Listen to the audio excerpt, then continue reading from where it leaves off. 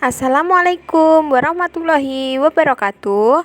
Bertemu lagi bersama saya Ninis Kurnia Rahayu dengan NIM 126204203 179 dari kelas Tadris Matematika 3D. Di video kali ini saya akan menjelaskan secara singkat tentang sistem bilangan dan geometri. Yang pertama, kita akan membahas konsep dan sistem bilangan, yaitu 1. Angka Hindu-Arab. Angka Hindu-Arab berasal dari India dan berkembang di Arab. Catatan Arab yang pertama menjelaskan angka Hindu yaitu Algoritmi dan Numero Indorum, terjemahan Latin dari karya Al-Khwarizmi. Angka Hindu-Arab beserta sistem desimalnya masuk ke Eropa yang terpenting oleh Fibonacci dengan buku Liber Abashi tahun 1202. Yang kedua, bilangan pecahan dan desimal. Perkembangan bilangan pecahan tertua dimulai di Mesir kuno. Brahmagupta dalam Brahmapunta Sindata menjelaskan tentang penulisan dan perhitungan bilangan pecahan. Al-Khawalasadi orang pertama yang menulis tanda garis horizontal di antara pembilang dan penyebut. Sedangkan pemakaian pecahan desimal cara penghitungannya yang signifikan terdapat pada karya Al-Kashi Miftah al-Hisab. Ini dilanjutkan oleh Simon Stevin dengan menulis Ladisme tahun 1585. Yang ketiga adalah bilangan negatif. Bilangan negatif ditandai dengan kaki melangkah ke kanan. Matematikawan Cina kuno belum menerima bilangan negatif sebagai penyelesaian suatu persamaan. Penerimaan bilangan negatif lebih maju di India. Brahmagupta telah mempergunakan bilangan negatif hampir serupa dengan konsep modern. Yang keempat, bilangan irasional. Perguruan Pitagoras menganggap semua bilangan adalah rasional. Penanganan bilangan irasional secara tepat baru dimulai pada abad ke-19. Adalah Dedekind dalam bukunya Statistik und die Irrational Zahlen atau Continuity and Irrational Numbers tahun 1872 yang membuat definisi bilangan irasional secara tepat dan jelas. Yang kelima adalah logaritma. Gagasan yang mendasari penelitian logaritma yaitu postapairesis, perubahan proses pembagian dan perkalian kepada penambahan dan pengurangan. Logaritma ditemukan di awal tahun 1600 oleh John Napier dan George Burki. Napier menerbitkan Magnifici Logarithmorum Canonis Description dan Burki mempublikasikan Arithmetische und Geometrische Progress Tabulen tahun 1620. Bila Napier lewat pendekatan aljabar, maka Burki menggunakan pendekatan geometris. Yang keenam, segitiga Pascal. Tentang segitiga Pascal yang paling tua berasal dari India dengan apa yang disebut Meruprastara, berasal dari abad ketiga atau 4. Segitiga binomial tersebut menjadi terkenal lewat karya Blaise Pascal, Traité du triangle arithmétique pada tahun 1654. Pascal menulis banyak sifat yang berkenaan dengan segitiga binomial tersebut. Yang kedua, kita akan membahas tentang konsep aljabar. A. Teorema Pitagoras. Teorema ini diberi nama Pitagoras karena ia yang pertama memberi sebuah bukti secara geometris. Tetapi hubungan antara sisi-sisi segitiga siku-siku tersebut telah lama dikenal jauh sebelum Pitagoras dan perguruannya. Di Universitas Columbia terdapat naskah prasasti bernama Plimpton 322 dari 1910 Masehi hingga 1610 Masehi. Tabel pada naskah itu terdiri atas 3 kolom bilangan yang ternyata bersesuaian dengan triple Pitagoras. Sebuah catatan kuno Chow Pie Huanqing menyajikan pembahasan dan bukti secara geometris tentang teorema Pitagoras. Teks kuno dari India juga telah mengenal tentang teorema Pitagoras jauh sebelum Pitagoras. Di dalam masa kuno Baudayana Sulbasutra terdapat bahasan teorema Pitagoras juga triple Pitagoras. B. Persamaan kuadrat. Sekitar 300 sebelum Masehi, Euclid dalam bukunya membahas 3 soal mengenai persamaan kuadrat.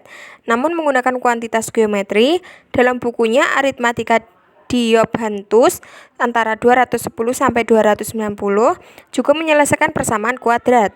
Matematikawan India juga menggunakan cara yang ekuivalen dengan rumus akar persamaan kuadrat. Aryabhata I memberikan aturan untuk jumlah suatu deret geometri yang menunjukkan tentang persamaan kuadrat dengan 2 akarnya.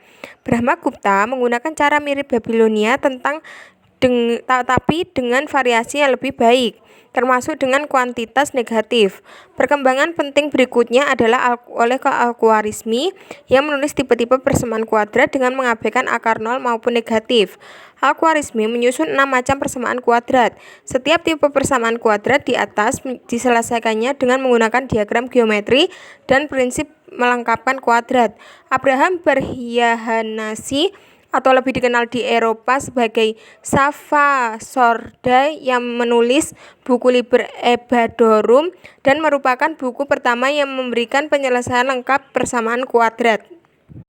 C. Sistem persamaan linear. Babilonia diketahui yang pertama mengenal dan menulis tentang sistem persamaan. Pada sebuah batu bertulis bangsa Babilonia dari masa 300 sebelum Masehi, termuat sebuah soal yang berkaitan dengan sistem persamaan linear. Bangsa Cina sekitar tahun 200 sebelum Masehi hingga 100 sebelum Masehi telah lebih jauh melangkah dalam menangani sistem persamaan.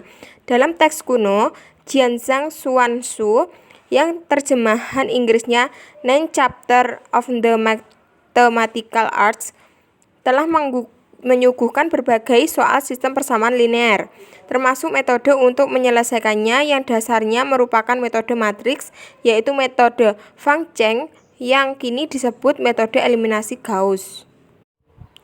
D. Matrik dan determinan.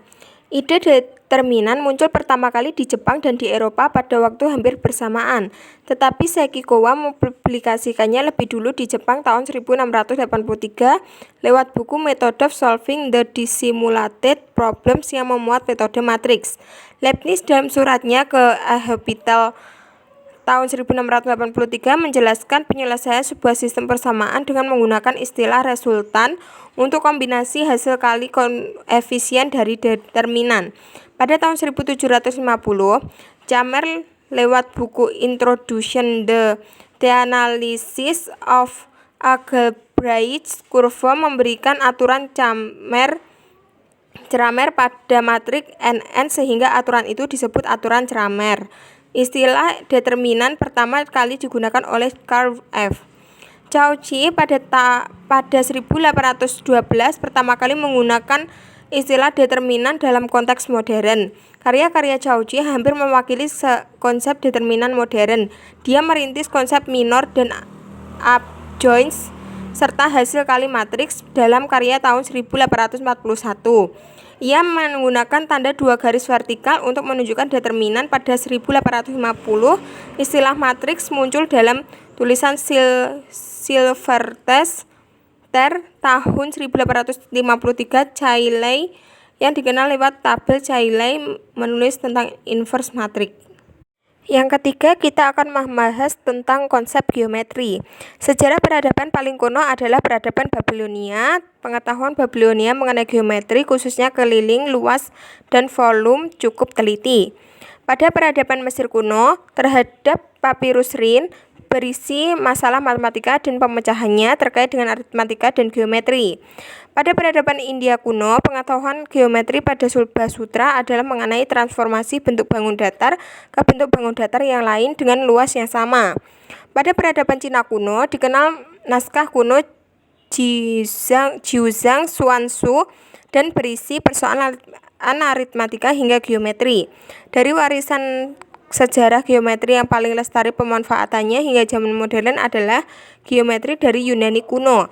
Sumber dan warisan utamanya berasal dari Euclid dengan bukunya berjudul Elements mengenai masalah keliling, luas, dan volume bangun geometri. Selanjutnya, perkembangan terpenting bidang geometri terjadi pada masa peradaban Islam, Arab Persia, yaitu rintisan geometri non-Euclidean mengenai tema keliling, luas, dan volume dapat disebutkan salah satunya mengenai persamaan Al-Mahani.